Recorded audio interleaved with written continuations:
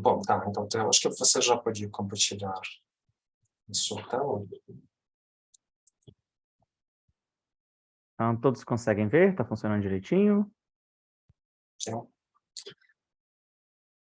Bom, pessoal, então vamos começar o nosso seminário. Então, hoje, então, a apresentante disso vai ser Ricardo Souza, então, eu acho que todo mundo conhece. Então, ele faz doutorado junto com John. E ele vai falar sobre comodules topológicas e também, então, sequências quase seguidas. Por favor, Ricardo, então, tem nosso prazer de você presente aqui hoje. Obrigado, Kostya. Eu acho que eu vou apresentar em inglês, só para ficar consistente com o idioma dos slides, senão eu vou acabar me embolando. So, thank you, everyone. Thank you for having me. So this short presentation that I'm gonna give is a few topics of my thesis. I want to show with this what the main goals, what the history of our problem was, and what tools we use to solve those problems. So here we can see a brief overview of which topics we're going to go through this presentation. So first, we're going to talk about the history of the problem that we're trying to solve, what the problem is, where it comes from, attempts to solve it, and like outline the problems that we saw and focused on to try and solve those problems. And then we're going to show what we actually did to solve these problems. And at the end, we aim to show what our results were. And we can, later on, we can discuss how good they were. I think they were good, but I think they can still be improved. That's for the next few chapters. So what's the history of our problem? We're going to talk first about comodules. So when we're talking about representation theory of algebras and modules, that's a pretty well-established theory nowadays. But back in the 70s, Takeuchi started studying the representation theory of coalgebras using comodules. And in this paper in 77, he was able to prove many interesting results for representation of comodules. In particular, he was able to establish something that's like a tensor-Hom adjunction for comodules. And he used that to give a Morita context for comodules. So he was able to derive Morita's theorem for comodules.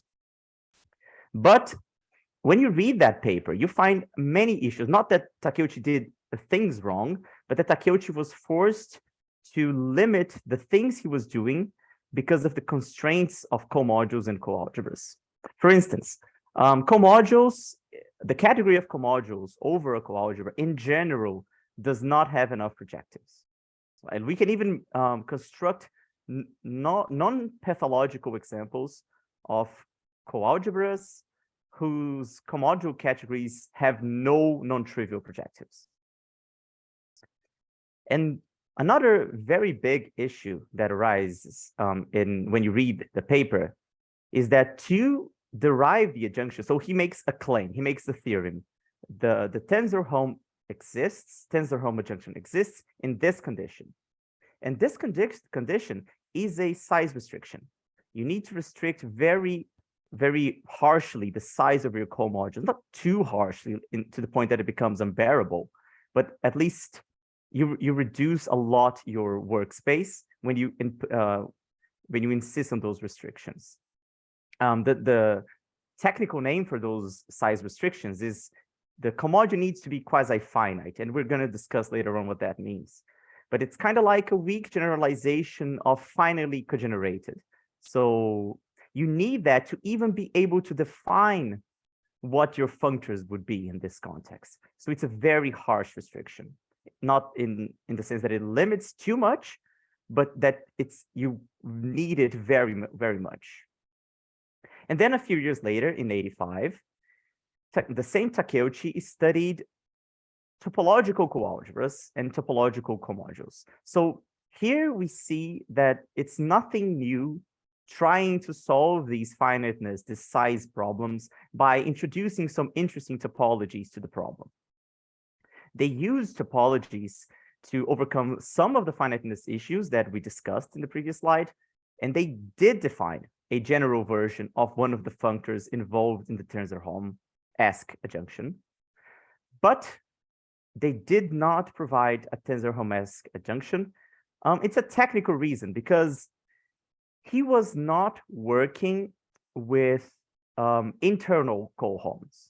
He was working with linear coholms, like indexed by the vector space instead of indexed by the coalgebra.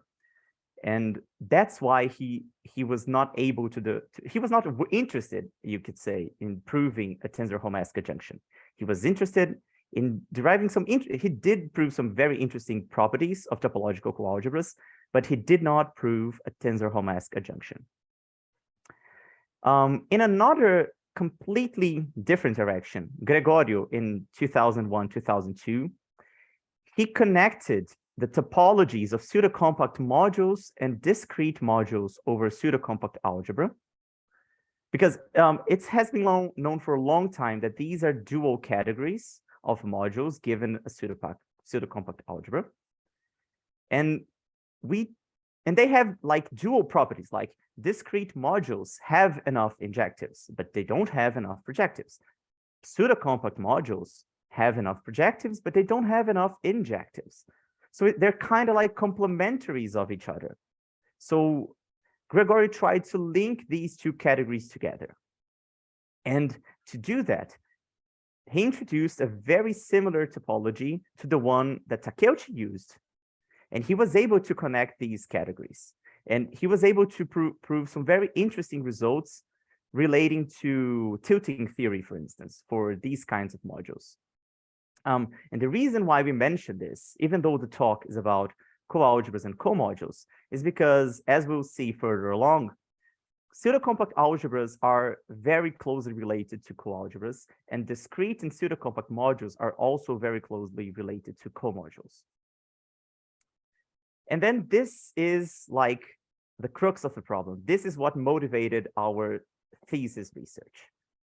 We have this result in 2002 by Chin, Kleiner, and Quinn, where they, under some this is actually very strict requirements. They severely limit the number of coalgebras they're working with here, but they're able to prove a theorem about the existence of almost fleet sequences of some comodules without topology. But like, this is very restrictive, like, because you need the comodule to satisfy some finiteness conditions, as we've discussed. But since we're going to do almost fleet sequences, we're going to need to do a tr functor. And to do the tr functor, we're going to need to construct injective resolutions. And to be able to apply the coholm to the injective resolution, we're going to need for each step of the injective resolution to also have that finiteness condition. And that's not trivial at all. But if you restrict your aim to only those well-behaved coalgebras where that happens, then they have a very, very well-behaved Auslander-Reiten theorem.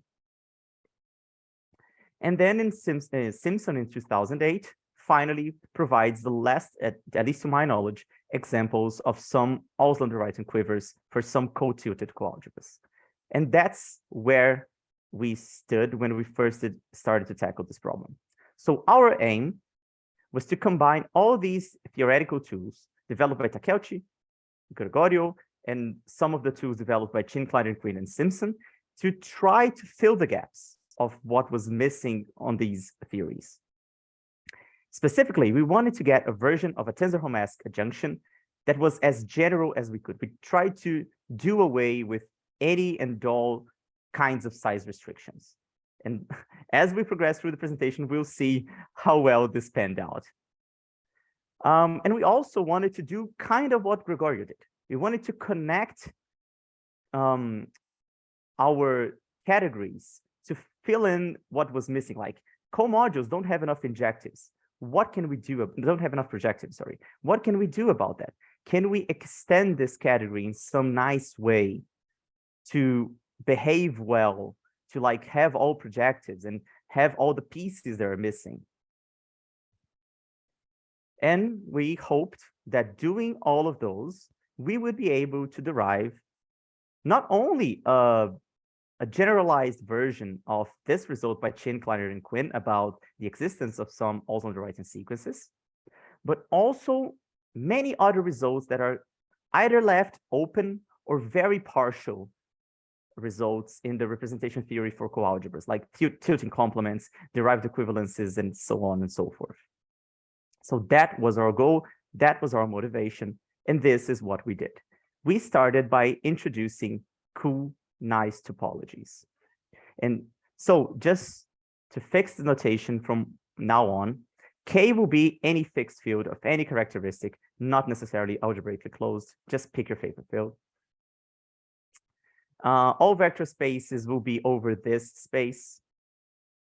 We'll denote just by the tensor symbol, the tensor over K, when we want to specify what we're tensoring over, and then we'll add the subscript.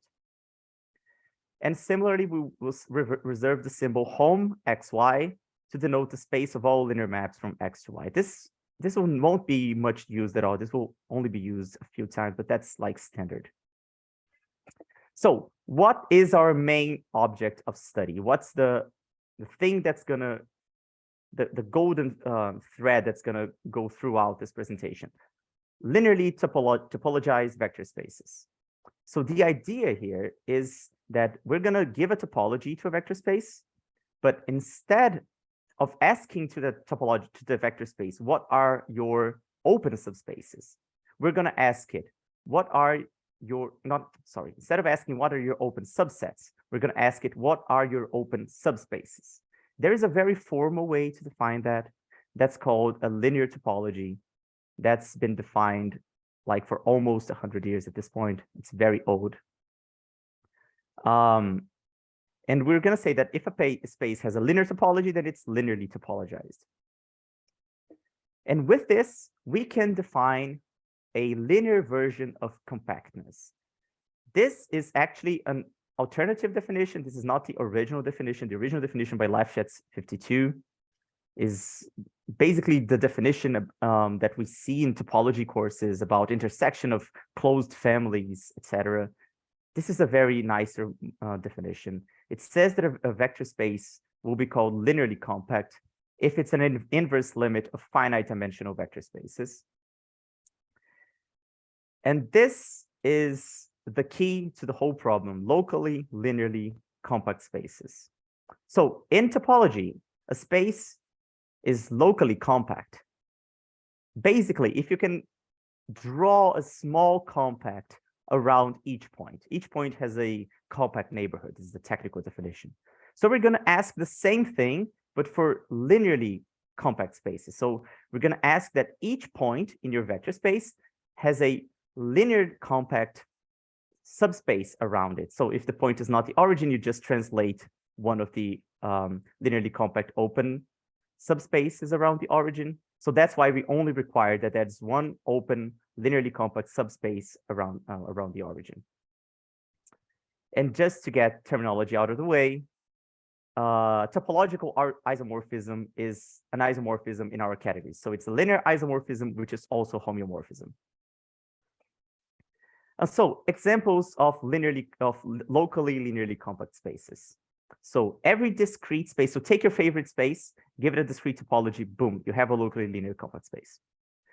You can also get a linearly compact space by taking any set, take your favorite set, now take the product indexed over, product of the copies of K indexed over that set, give it the product topology.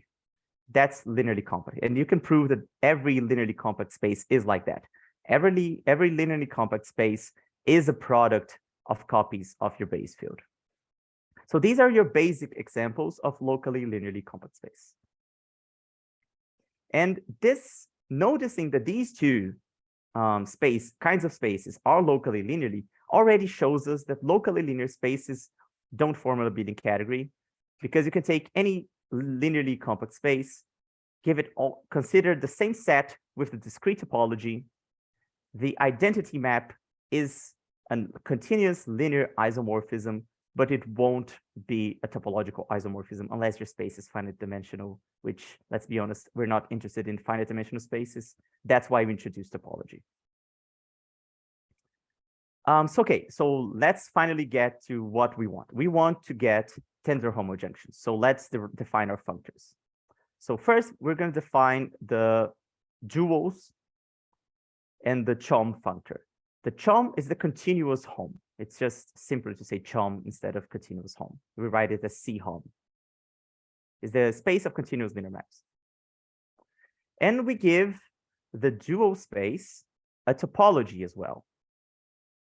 This is a bit technical. I won't go into much detail, but basically, you take, given your space, you want to give a topology to its dual. So you take every linearly compact subspace, you find its annihilator, that is the set of functionals that kill it, and that set is a basis of the topology for the dual. It's called a topological dual. And I will denote it by the star on the top, but also surrounded by a circle, just to make it very clear that we're not talking about the classical algebraic dual, we're talking about a topological dual. And it's very known that linearly compact and discrete spaces are mutually dual. So you start with a linearly compact, you dualize it, you get a discrete space. Start with a discrete space, you dualize it, you get a linearly compact space back.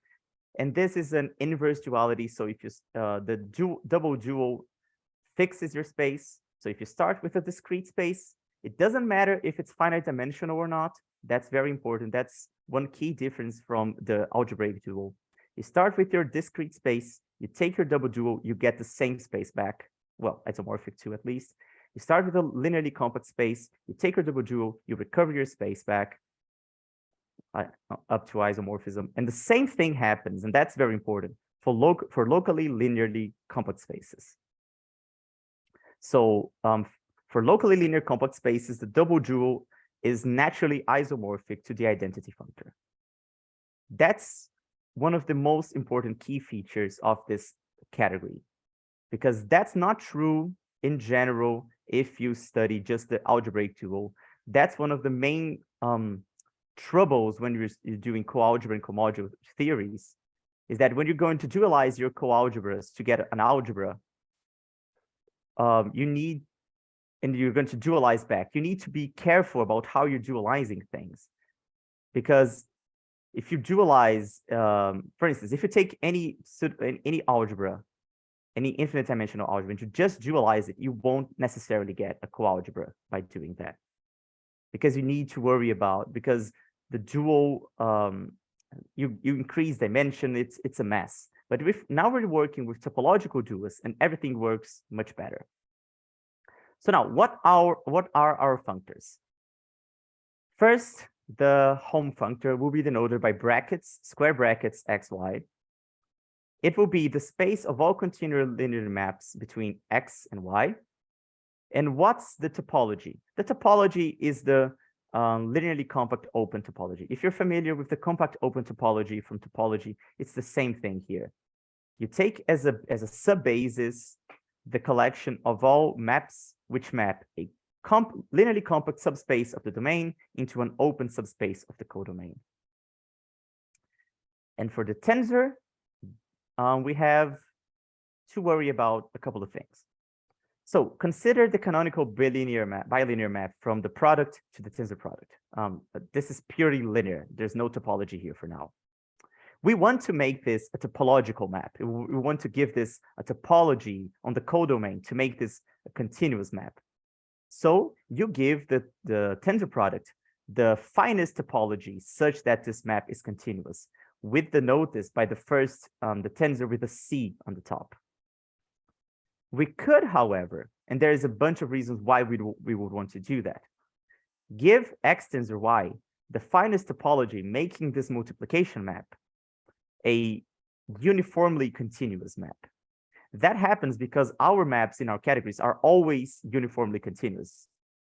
But this map does not live in our categories. This is bilinear. This is not a linear map. So it can be either continuous or uniformly continuous. We can specify which one we want. So depending on what kind of map you're looking for, you either want to consider one topology or the other topology. So we give both. So like I said, this is the linearly compact open topology. It's in direct analogy with the compact open topology in topological spaces. And uniformly continuous maps are also continuous. So the tensor with the C on top, the continuous tensor, is in general finer than the uniform tensor. So it has more open sets, open subspaces. A few more technical details. We need the completion. So the completion is a technical thing that we do. It's kind of like if you have a metric space, you know how to complete. There's a very good, well-defined notion of completion there, which is you take you factor your space by your Cauchy sequences, right? So here we do the same thing, but with Cauchy filters, because we can prove that linearly topologized spaces are not metric in general, but they're uniform spaces. And for uniform spaces, you always have the notion of Cauchy filters, and you can define convergence in terms of Cauchy filters instead, just like Cauchy sequences. And this is the completion in that sense. But since we have vector spaces, there's a very clear realization of what the completion is. You don't need to work with those abstract notions of, oh, consider the set of all Cauchy filters and factor it over this relation. You have a very direct construction. You just take your space, factor for every open subspace, and then you take the inverse limit of that. That's your completion. And we say that your space is complete if the canonical inclusion map from your space to its completion is a topological isomorphism. That's very natural. And we're going to introduce a new symbol. We're going to add a little hat on top of the tensors. By that, we mean the completion of the whole tensor product. So we take the tensor first, and then we complete the result.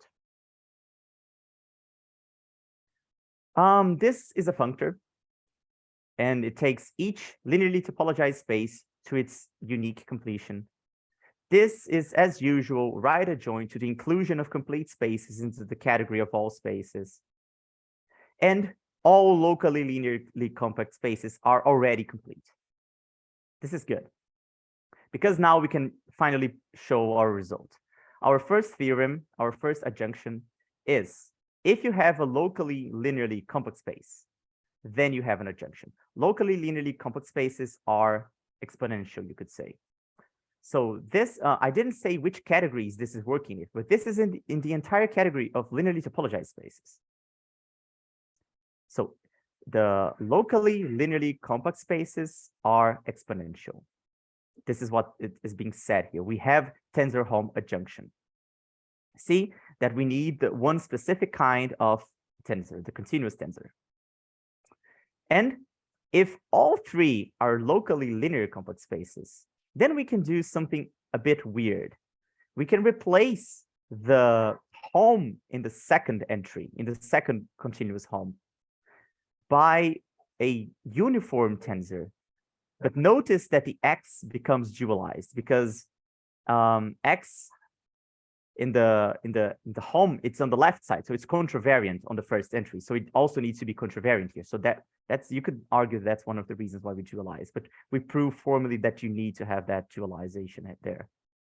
This theorem, this isomorphism, is one of the motivators of how we're going to generalize Takeuchi's functors. Okay, that's all we need for spaces. Now let's apply all of that to the representation theory of algebras. So take your algebra, give it a topology.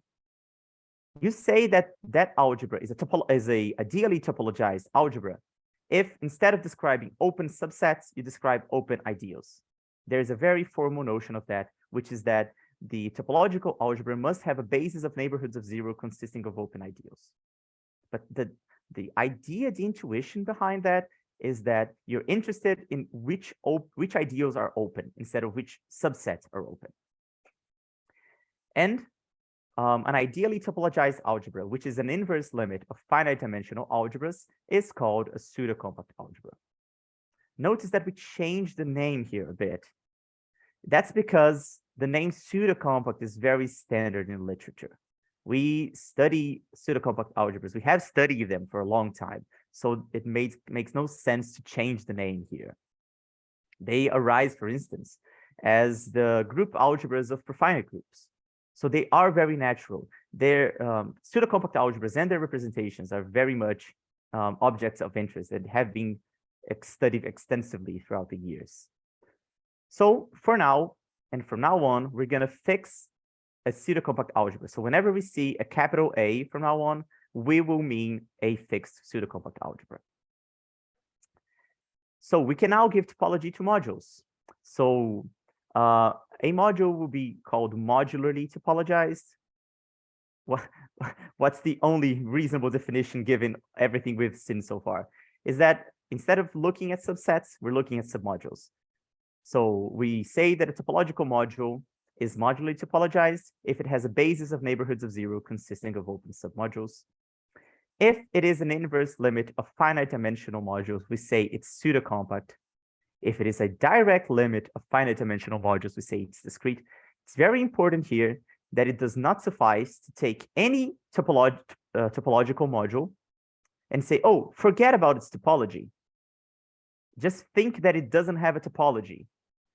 We don't say that that thing is a discrete module because the multiplication map won't be discrete in that case. It won't be continuous, sorry, in that case. For a module to be discrete, there's a bunch of different conditions, but one of the simplest to state, given the language that we're using in this presentation, is to say that it's a direct limit of finite dimensional modules. And now we can introduce a new kind of module, which is going to be very important. It's the locally pseudocompact module. Just like for spaces, it's a module which around each point, you can find a pseudocompact submodule around it. So you just need to find one around the origin, because if you want to find one around any other point, you just translate that one. And again, pseudocompact indirect modules are very prominent in the extant literature, and they appear as mutually dual categories of modules over pseudocompact algebras. So we see this in Gabriel's thesis. We see this all over. This happens also for profinite groups. When you're working with profinite groups and you look at profinite group modules, you also have profinite modules and discrete modules, and they're mutually dual categories. It's the same kind of thing.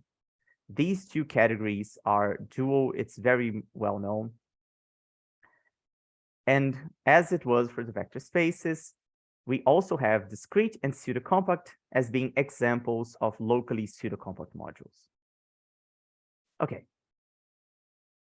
Now we're going to present our functors. So we're going to denote by A square brackets as xy, the space of all continuous A module maps from X to Y. I said homeomorphisms, I meant homomorphisms. I typoed that E there, sorry. And we give that set, that space, the pseudocompact open topology. I won't explain it here. It's the same thing as we did for vector spaces. We take pseudocompact submodules of the first, we take open submodules of the second, we find which maps map the first into the second, and say that that's a subbasis for the topology. And we can do the same thing as we did for vector spaces to give a topology to the tensor. We have two choices of the tensor. They all arise exactly like they did for vector spaces. You have two choices, depending on if you want to make that map continuous or uniformly continuous. And one very interesting thing that we noticed when we were working with these functors is that we were working with pseudocompact algebras because that's what we were interested in, right? We were studying pseudocompact algebras and coalgebras, and the literature is very much abundant about these topics.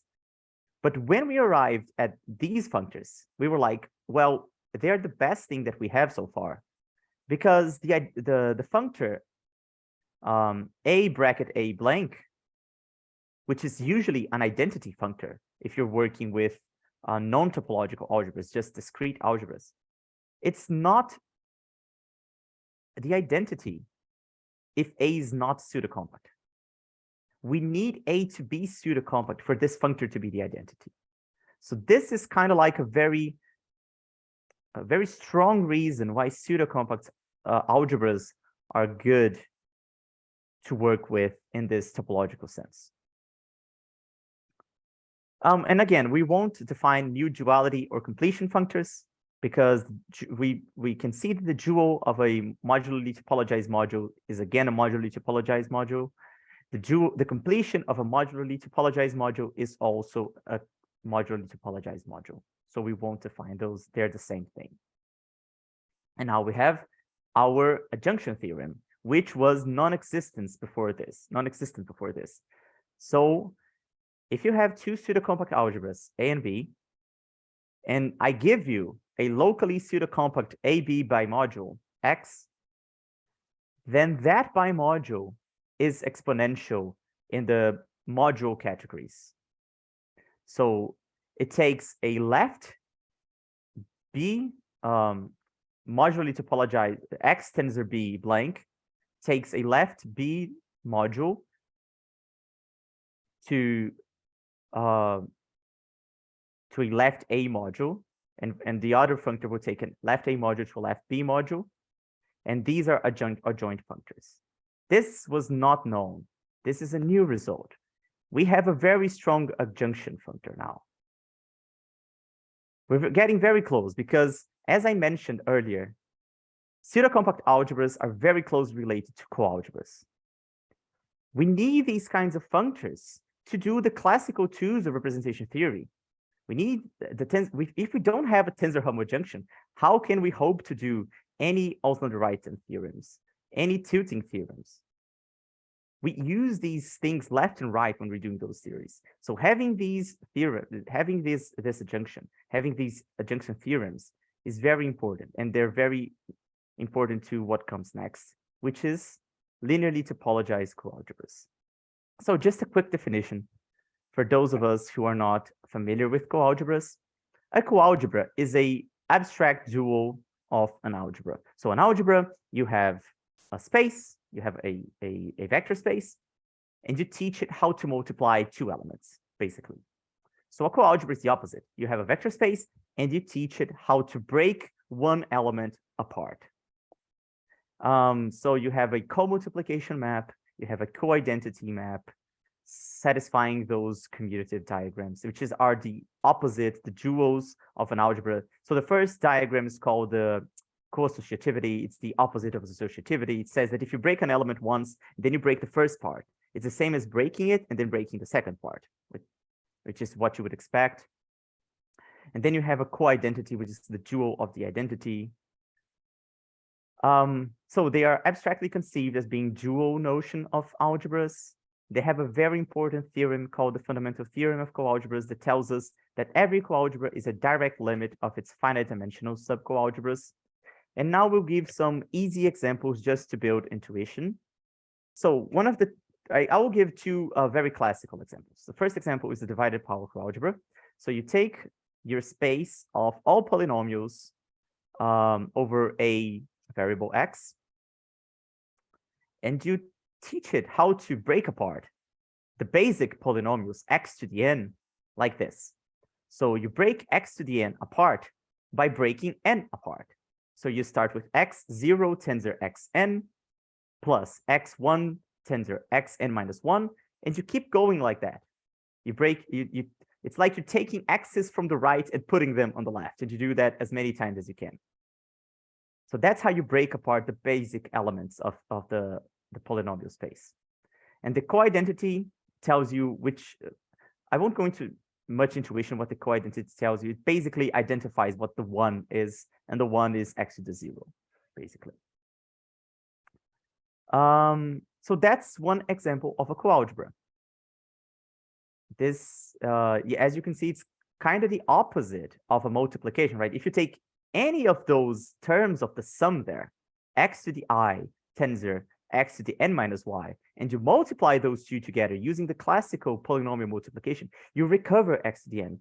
So you can think of a coalgebra as all the possible ways in which I could get a multiplication of basic elements, which would result in x to the n. That's one other way to describe a coalgebra. And we do the same thing for matrices. So you fix the size of your matrix. It doesn't matter as long as they're square. So I'm going to tell you how to break apart the basic elements of the canonical basis, right, for the space of matrices n by n. So it's the same thing. You take the Eij element and you ask, what other basic elements would multiply into Eij? Well, to multiply into Eij, the first element needs to be Ei something, and the second element needs to be E something j. So you just add all of those up, varying this middle guy, which I called L there. And that's the coalgebra structure, the matrix coalgebra structure. And the coidentity identifies the diagonal. It says that the coidentity of elements in the diagonal is 1, and if the basis element is outside the diagonal, it's 0. So these are classical examples of finite dimensional coalgebras. No, the first one is not finite dimensional, sorry. These are classical examples of coalgebras. And they kind of motivate us on why we're interested in coalgebras, right? Because we can see them as literal dual notions of an algebra. And in some sense, they have some information, which when we study the theory, it's harder to see when you're looking with algebras than it is when we're looking with coalgebras. And also the fundamental theorem. Fundamental theorem tells us that these are small objects. They're not finite dimensional, but they're not too far from being finite dimensional. They're direct limits of finite dimensional things. So if you can describe your object as a coalgebra, then you're saying, well, I have some control over it. So we're not going to define a comodule. It's the dual of a module. A module is something that you know how to multiply by elements of your ring, and you recover an element of your module. A comodule is the opposite. A comodule is a thing that you know how to break it into a thing in your space and a thing in your coalgebra. And it needs to be co-associative and co-unitary. And again, they are the dual to modules. There's also a fundamental theorem which tells us that comodules are also direct limits of finite dimensional things. And we give one classical example, which is to think of row matrices, right? So go back to the example of matrix coalgebras. Now take your any row matrix. I take here the first row. So if we break apart any basic element with Eij, for instance, then we will always get an E1 something, right? If you break apart E11, you will get E12, E21, E11, E11. We get a bunch of things, a bunch of products, but all of them start with E1 something, E1j. So that's a comodule. Whenever you break apart a thing that's in the first row, the left term will also be in the first row. That's a comodule. That's one example of a comodule. And now this is our contribution to the conversation. We give a good topology to coalgebra. So a topological coalgebra, in our sense, is a triple. It's the same thing. If you compare the two definitions, it's the same thing. But now, since we have topology, we have to consider the topology of the tensor product. And that's the key part that we introduced. The coidentity there is reversed. It's C2K, but that doesn't matter. Since these topologies in the tensor product were not common in the literature, we didn't have good notions of topological coalgebras. But now that we introduce these, we can define topological coalgebras by just saying that delta is a continuous linear map to that tensor topology. And if it has a basis of neighborhoods of zero consisting of open subcoalgebras, we will say that it's coalgebraically topologized. That's a weird name, but that's the best that we could find that describes the things that we have and follows from the previous names. We could have chosen different topology for the tensor. This is important. So for the algebras, we choose the continuous multiplication, the continuous tensor. But for coalgebras, we're choosing the uniform multiplication, the uniform tensor. There's a reason for that. I won't go into much detail here, but if we go back a few slides, like here, this is kind of a spoiler on why. The second theorem here, it basically tells us that when you're multiplying things on the, you want a map that starts in the tensor and lands in a single space, you want to put the continuous topology in the tensor. But when you want a map that starts on a single space and lands on a product, then you want to put the uniform topology there. This is the motivator for why we gave this topology to the tensor product for coalgebras, because we wanted to use that theorem. But we're not by any means saying that this other topology is meaningless or that it would provide no interesting results. We just didn't use it. Maybe there's some interesting stuff there. We just haven't explored it yet. And the classical definition of coalgebras, given this new definition, it is just a recontextualization of discrete coalgebras. So this completely contains the extant theory up to this point. And it is well known that discrete coalgebras, I have cited this a couple of times already during this talk, but discrete coalgebras and pseudo-compact algebras are mutually dual categories. So if you start with a discrete coalgebra, your space, and you take the algebraic dual, since it's discrete, it suffices the algebraic dual, you get a pseudo-compact algebra.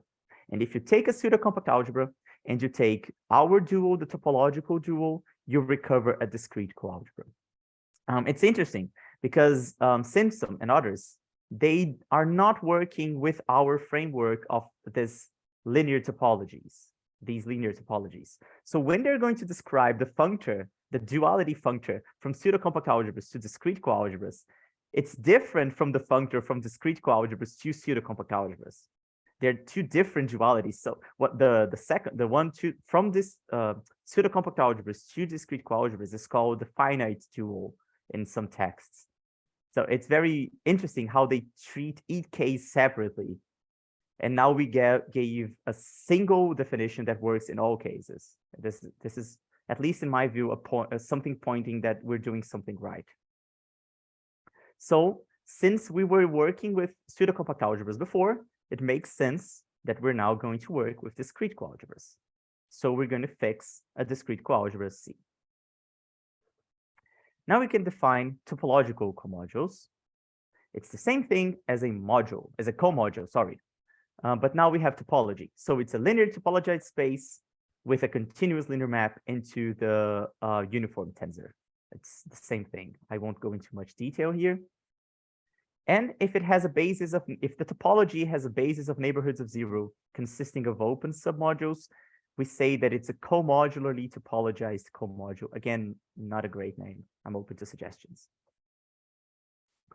And again, discrete comodules are classical examples of topological comodules. Like the classical definition that I gave a few minutes ago is a discrete comodule in this context. It's the same thing as given X a discrete topology.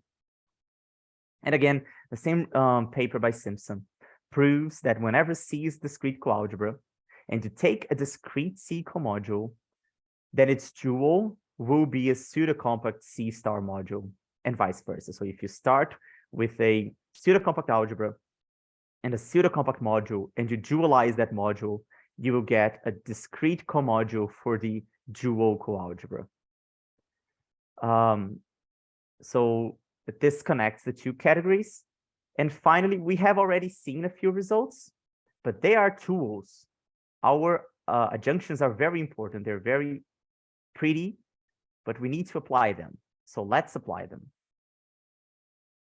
First, this is new as far as I could tell. We described a way to dualize a comodule and still have a comodule. So with this, I'm going to talk more about this in the following slide, but with this, we were able to define what a pseudo-compact comodule is. They are the algebraic dual of discrete comodules. The topological dual, sorry, that was a very weird typo, but they're the topological dual of discrete comodules. And a topological comodule having an open pseudo-compact comodule will be called a locally pseudo-compact comodule. Now we finally have our local pseudo-compact spaces. We can finally try to do some good adjunction theorems, because as we have seen previously, we needed some local compactness to derive our exponentiability. And I haven't mentioned this, but the reason why we're interested in local compactness and not just compactness is because if you look in topology, which is what motivated all of this, if you look at topology and you're studying the category of Hausdorff spaces, and you take your Hausdorff space and you ask, are you exponential? Like, can you be the index in a x times blank and a home set x blank adjunction? And the answer is, that happens if and only if your space is locally compact. So we were like, maybe we can do something similar thing here. Since our spaces are Hausdorff, we didn't mention this, but linearly compact spaces are Hausdorff. So maybe what we're interested in to derive our tensor home adjunctions is locally compactness. In our case, locally pseudo-compactness. And they are of utmost importance to the theory, and they fill a gap that me and John talked about this gap in USP in 2018 in a weekend representation theory. We were trying to fill this gap in this diagram. We know that there is a duality between discrete comodules and pseudo-compact modules. We know that there is a duality horizontally up there between pseudo-compact modules and discrete modules. But why is there no fourth corner to that? What would be the fourth corner there? And pseudo-compact modules fill that role. In 2018, we provided a different answer, and we proved that it's equivalent to this answer. But pseudo-compact comodules fill that hole much more neatly than the previous answer that we had. So it's like the theory was calling for these guys all along. We just hadn't found them yet. And now we can finally generalize the cohom. So the cohom between x and y. So given two comodules, x and y, we denote the cohom xy as this weird tensor. That's why we had to go through modules first, because we're regarding x star and y as modules. We're tensoring them as modules. And then we're saying, oh, that's also a comodule according to a duality. And that comodule will be called the cohom space.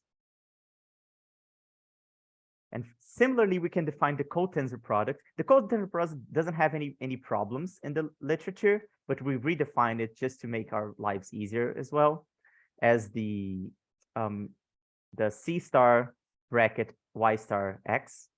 It's just an easier way to compute it, I guess.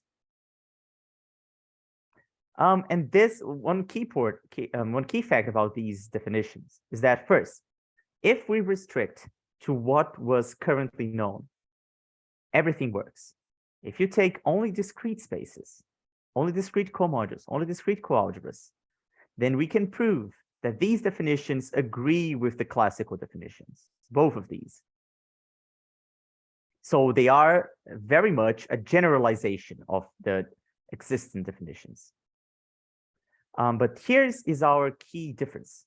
For the original case in 77, the cohom is only defined if x is quasi-finite. And here I provide the definition. X is quasi-finite if you consider all the possible maps arriving into it. Like, so if you take a finite dimensional space and you ask a finite dimensional comodule and you ask how many maps can you do to X?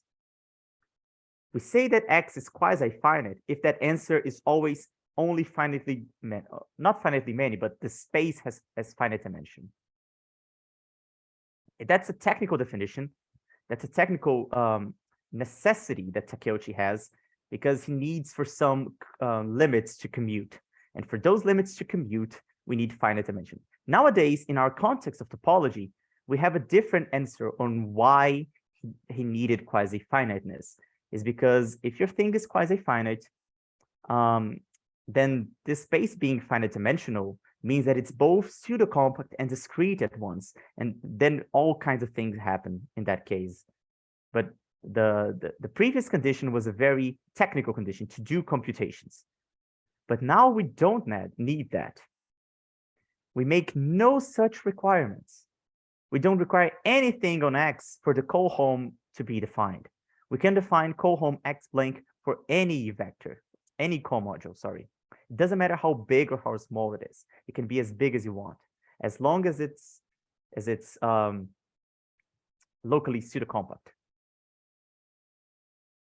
And of course, when X is discrete, this coincides with Takeuchi's definition. But what happens is that when X is discrete, this functor doesn't fix discreteness. So if you apply cohom X blank to another discrete comodule, in general, that won't be discrete. It will only ever be discrete if X is quasi-finite. That's why we need quasi-finiteness. And now we have our generalization of Takeuchi's adjunction.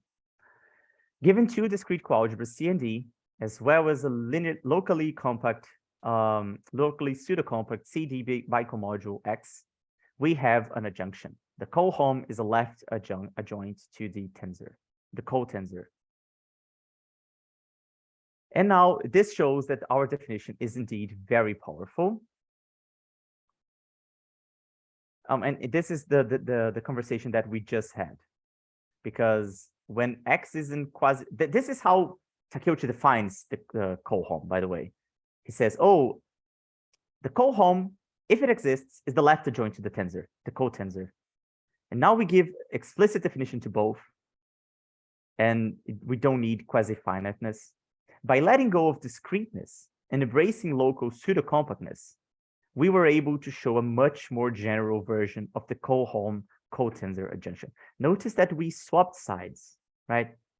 The classical adjunction is called tensor hom. Tensor on the left, hom on the right. Now we have the cohom cotensor. We are in the co-world. Everything swaps around. So it's expected that the adjunction would also swap around. We apply this to almost split sequences. So first, there's this theorem in the paper that I mentioned by Chin, Kleiner, and Quinn, 2002, theorem 4.1. This is one of the main steps to proving the existence of almost split sequences. So here's how they stated. Let C be a coalgebra, X be a quasi-finite C comodule. Now look at this condition. This is the condition that I said previously that is very restrictive. This comodule, if you look at the minimal injective resolution, must also only consist of quasi-finite comodules. Not only that, we require the dimension of X to be finite. Then, if those two conditions are satisfied, given any shortest X sequence of C comodules, we have that hom Fx is surjective if and only if hom, the dual of the trace of X, G also is, the transpose, sorry, is. I use the star dual instead of the classical D because that's what I've been using so far. It would make no sense to swap to the D right now to have the D-ter functor, but classically you would have the D-ter functor here. And this is our version. Our version, we let C be a discrete coalgebra, X be a discrete C comodule. We don't require anything else from X aside that it is discrete. we don't require that the transpose is finite. Instead, we require that it is locally pseudo-compact. Then, given any short exact sequence of topological comodules, we can say the same thing. The CHOM, I forgot to put the C there, sorry. CHOM fx is surjective if and only if the CHOM, the dual of the transpose of xg is. So this is our first actual result. And we use this result in the proof of the existence of almost split sequences. So let's get to it. This is the second theorem, theorem 4.2 of Chin, Kleiner, and Quinn. Let C be a coalgebra, X be a quasi-finite indecomposable non-injective C comodule. Again, that same bad condition about requiring that the minimal injective resolution consists entirely of quasi-finite C comodules. Again, when I criticize this condition, I'm not criticizing the authors. They did amazing. They did much better than I ever could with what they had. I'm saying that this condition is just very restricted. That's all I'm saying. I'm not trying to implicate them in any way. So if the dimension of the transpose is finite, so we can apply this theorem, then we have an almost split sequence starting with our X and ending with the d3 of X. That's the theorem that we want, right? Because what we can do if we have that is we take a quasi-finite indecomposable non-injective C comodule.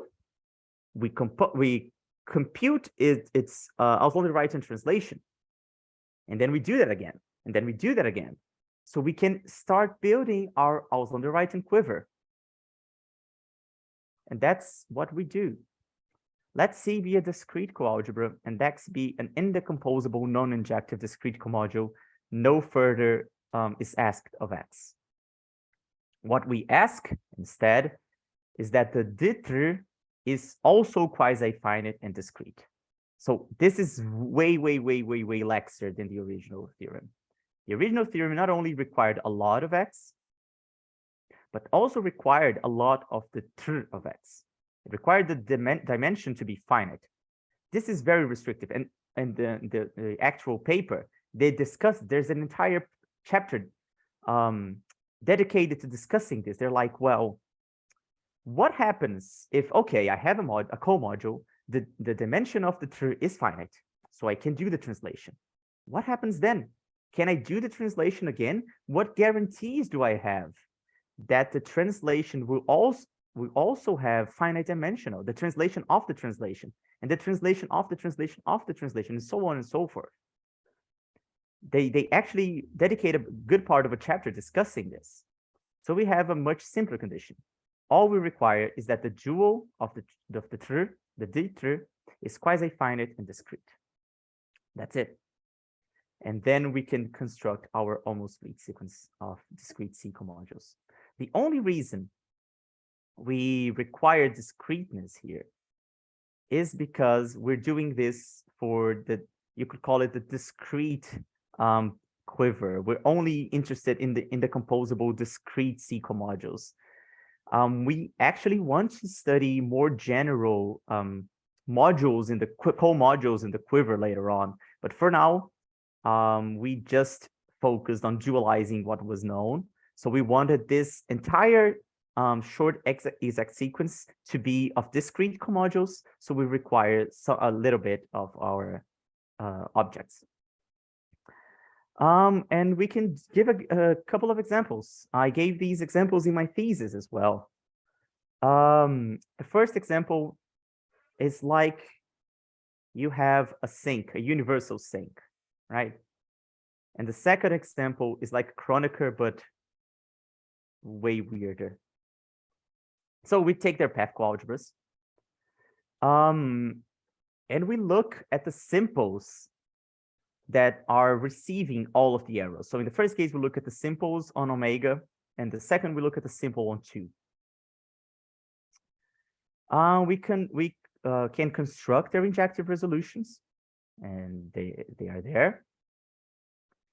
And standard computations we can do and compute the transpose, and then we can dualize it. And if you look at very closely, the dual of the transpose of S omega is exactly the third term in its injective resolution. And the dual of the transpose of S2 is also the third term in the injective resolution of S2. So these spaces, by inspection, they are quasi-finite and discrete because they are sums of discretes, and they are quasi-finite because they're each simple appears only a finite number of times. That's the definition of quasi-finiteness.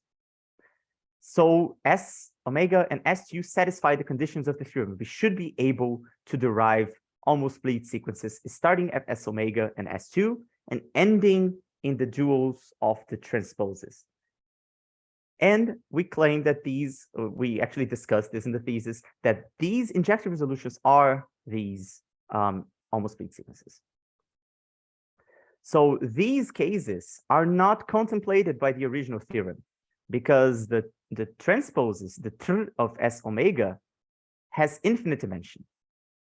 The tr of S2 in the second case also has infinite dimension. So we cannot apply the original theorem. But we can apply our theorem here, and we can, we cannot iterate it. And unfortunately, we still have some issues. That's what I said at the beginning, that we can still improve it a lot. We still haven't been able to construct good Oswald-Reuter quivers for coalgebras that we couldn't before. But we're still working on it. And I think these results are already strong enough. We just need to get a better grasp of how to use them. Maybe we need to improve them a bit, maybe remove even more restrictions here, I don't know.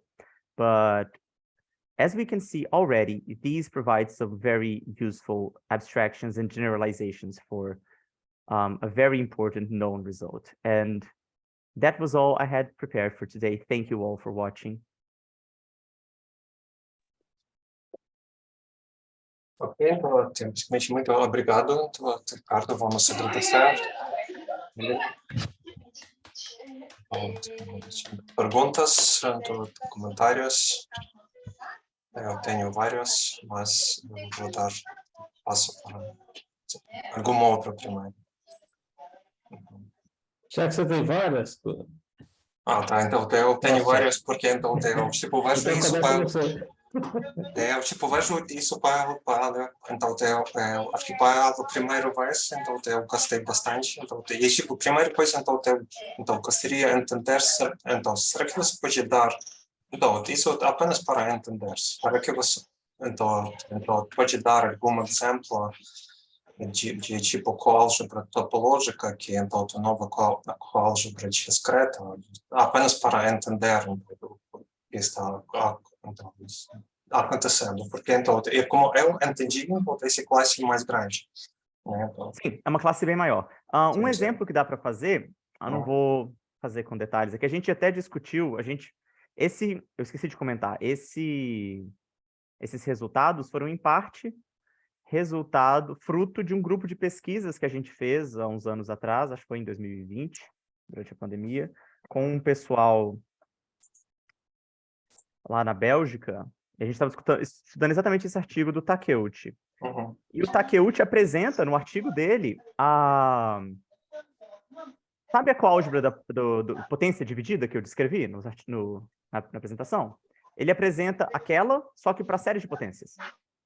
a potência dividida, a potência dividida, então, que é quando você pega um polinômio e vai quebrando os graus. Então você agora pega séries potência, então, e tipo, isso vai ser coálgebra topológica. Vai ser pseudocompacto em algum sentido. Entendi. Então, ele é um exemplo na ponta da língua, assim, que eu tenho. Se eu pensar outro, eu teria que construir. Mas esse é um exemplo padrão de uma coálgebra nova que não era contemplada na teoria. Eu tenho uma outra pergunta.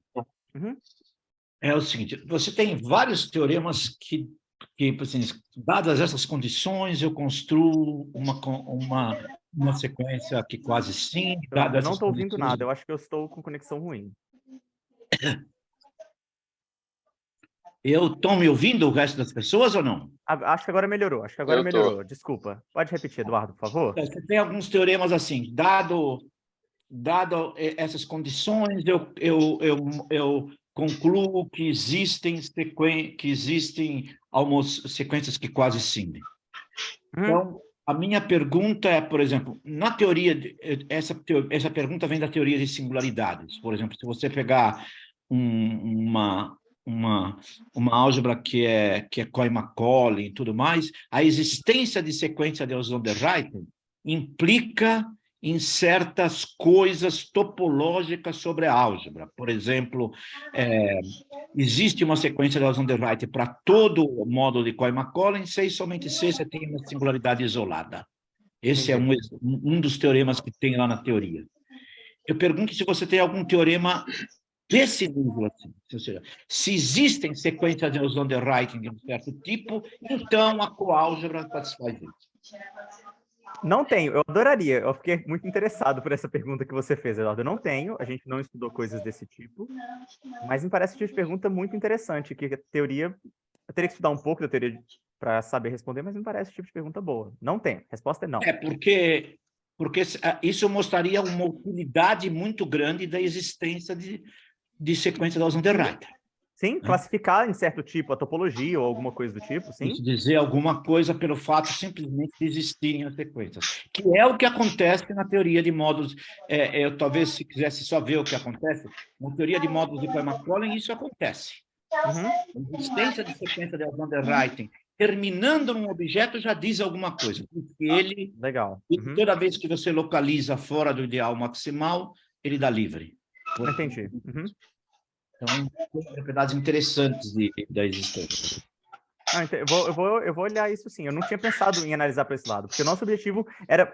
Porque é uma pergunta ainda mais simples. A gente não tem procedimento padrão para construir um quiver de Zonderreiten para coálgebras. Mas... É uma pergunta primordial ainda. Como que eu construo um passo, uma translação? Quando o Zonder fez esse teorema, ele também não tinha.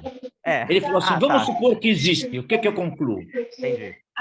Você supõe que certas coisas têm sequência, que certos comódulos, um comódulo de uma certa classe tem sequência da Zonderreiten. Então, o que eu posso concluir? Alguma coisa sobre a coálgebra. Tá, não, obrigado. Eu vou dar uma olhada nisso sim. Parece bem importante e bem útil.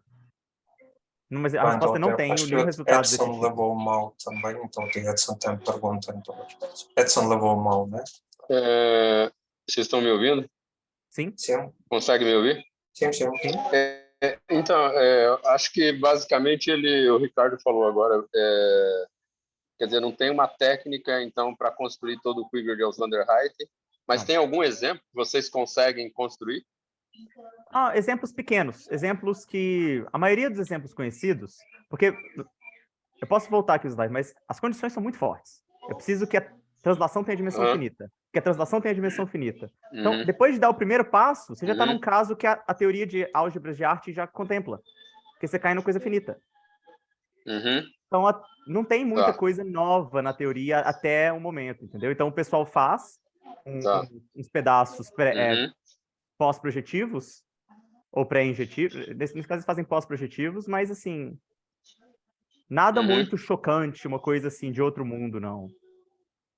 A gente não tem nenhum exemplo nosso, mas tem exemplos, aqueles 2 artigos que eu citei apresentam algumas construções. Principalmente o artigo do Simpson, ele gasta, acho que, algumas páginas fazendo vários exemplos. E usa a teoria E nos exemplos que você tem, por exemplo, que em geral, quando o problema da construção do quiver é por onde começar, em geral. Né? Então, algumas classes de álgebras, você tem uma técnica específica para cada classe. Mas nos exemplos que você tem, então você tem uma técnica já por onde começar. A gente geralmente começa da esquerda. O que você quer dizer da esquerda? O que é isso? Quais são os objetos? Eu quero dizer da esquerda? Eu quero dizer os objetos pré-injetivos.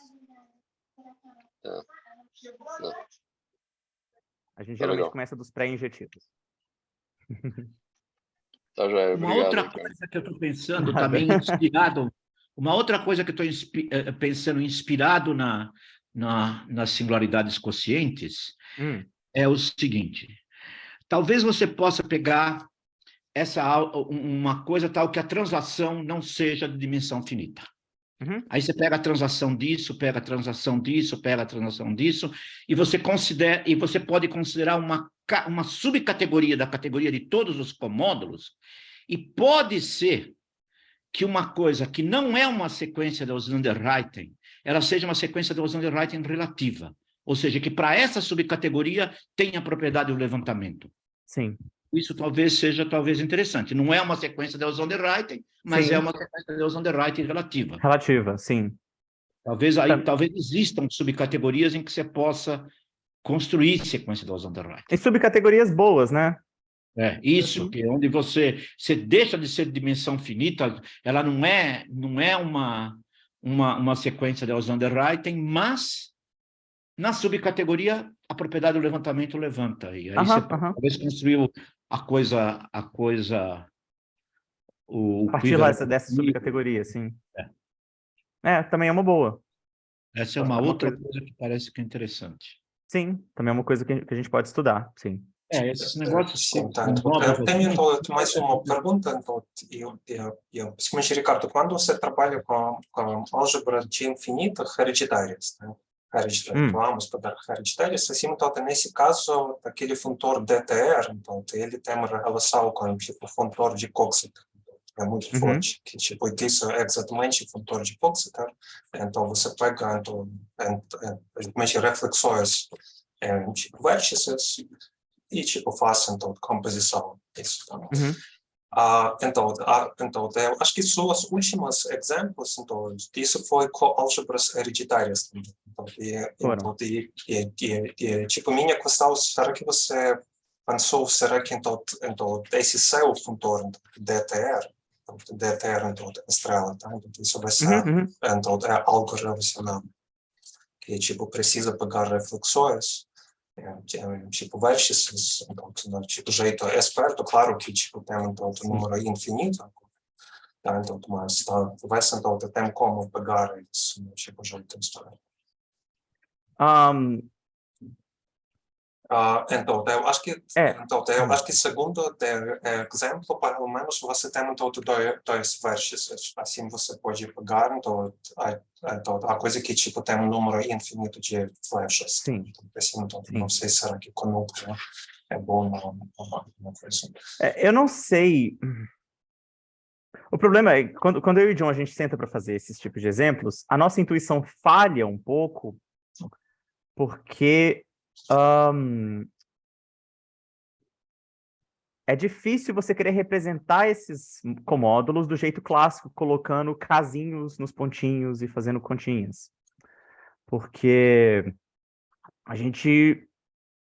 Por exemplo, nesse mesmo artigo do Tim Klein e Quinn, eles vão classificar quais são as representações que correspondem aos comódulos. Então, não é só você colocando casinhos espaço-vetoriais em qualquer vértice da sua coálgebra, do seu quiver, que vai dar certo. Tem um jeito esperto, elas têm que ser localmente nilpotentes. Sim. Então, a gente... Nilpotente. Localmente nilpotentes, que é a condição que eles colocam. Isso. Então, a gente ainda não sabe quais vão ser as representações que a gente tem que considerar. Porque se a gente, é uma coisa que a gente está tentando até. Como que eu interpreto esses novos comódulos como representações dessas coálgebras? Então, eu acho que essa condição para mapas e para ter espaços vetoriais, provavelmente você coloca ter espaços vetoriais, mas condição para mapas extra que tipo fala localmente nilpotente. Sim. A gente ainda não tem muito isso. Então, eu fico um pouco hesitante em argumentar combinatorialmente sobre esse tipo de coisa.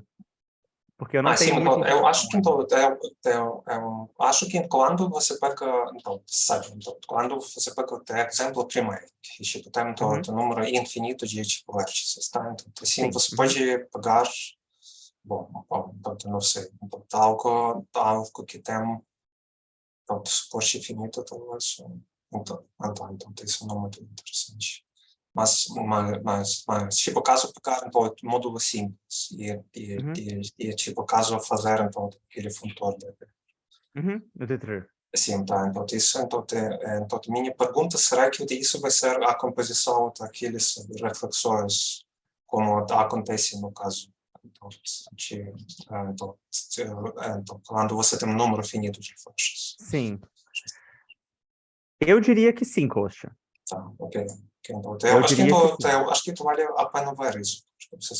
Sim. Não, a gente tem muitas perguntas que a gente está estudando com essas coisas, para falar a verdade. Não só aqui, mas como quem me testei, a gente também está com problemas em tilting, que também tem perguntas muito legais em aberto que a gente está usando essas coisas. Então, tem vários problemas que a gente está atacando, mas classificações desse tipo a gente também está tentando atacar. Especificamente, classificações de como que a gente interpreta essas construções comparados às construções clássicas. Sim, tipo isso que você perguntou. Tá. Então, acho que Guilherme também usava um pouco mal, então ele tem alguma pergunta.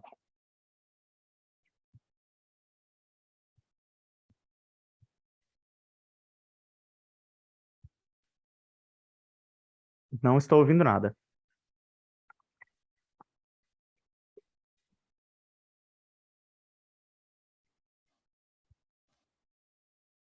Você está sem microfone, Cássio.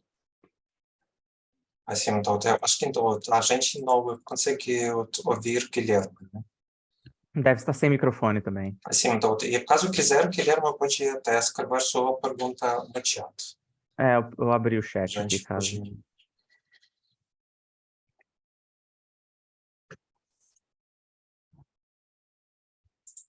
Tá, então, aproveitando a pausa, então, eu acho que vou perguntar uma mais coisa.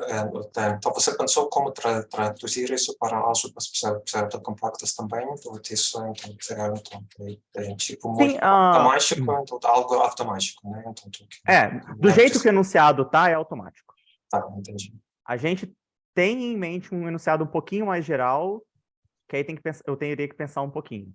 Sim. Mas do jeito que ele está ali, que foi o que a gente apresentou na tese, é automático a tradução. Assim, então, as palavras... e também, então, bom, tá, então, eu acho que então, para aplicar esse teorema, você, então, de certa forma, precisa verificar será que DTR, então, é tipo quasi-file. Tá? Então, então, é complicado fazer isso na prática, você pensou... Na prática. É basicamente complicado fazer isso na prática ou não. Porque você sabe, então, isso eu acho que o ponto que tipo precisa fazer, né? Então, é para aplicar. Sim. Então, eu peço, nesse enunciado, eu peço que o DTR seja quase finito, porque eu quero que a sequência seja toda discreta. Em algum momento nas contas, eu vou precisar de calcular um cohom entre dois discretos, e eu gostaria que o resultado fosse discreto. Então, volta naquela condição clássica, que para isso acontecer, o domínio tem que ser quase finito. É só por isso que ele aparece. Se eu estiver trabalhando num contexto mais geral, que eu estiver trabalhando em sequências de writer para commódulos topológicos, aí eu não preciso mais dessa condição. Mas como então que eu verifico quase finitude? Tem alguns critérios. O critério que a gente usou para justificar esse argumento ali que eu apresentei no final foi que quase finitude se traduz o seguinte: o seu comódulo, o sóculo dele só aparece um número finito de cada simples. E naquele caso ele tinha um de cada simples, então era fácil. Sim. Então, e tipo, nesse caso, então, por exemplo, quando você vai... então, eu acho que então, vou perguntar se era que Guilherme quer perguntar só a pergunta ainda. Então, Guilherme, você vai escrever no chat ou você quer... Assim, então, ele escreveu no chat.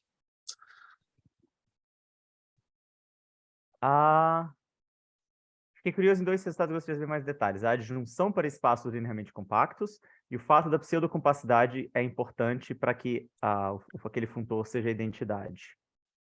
A adjunção para espaços linearmente compactos, eu não sei com que nível de detalhe você quer, mas eles não são linearmente compactos, eles são localmente linearmente compactos, né? Então, o seu objeto índice, que vai fazer ele tensor alguma coisa e ele rom alguma coisa, ele tem que ser localmente linearmente compacto. Com essa condição, você garante a exponencialidade. E se você quer alguns detalhes sobre a prova do teorema segue nas seguintes linhas. A gente pega o funtor, um mapa avaliação, que dado um mapa e dado um objeto, e dado um elemento do seu espaço, desculpa, um mapa e um objeto do seu espaço, você aplica, mostra que esse mapa é contínuo se e somente se o seu espaço é localmente linearmente compacto.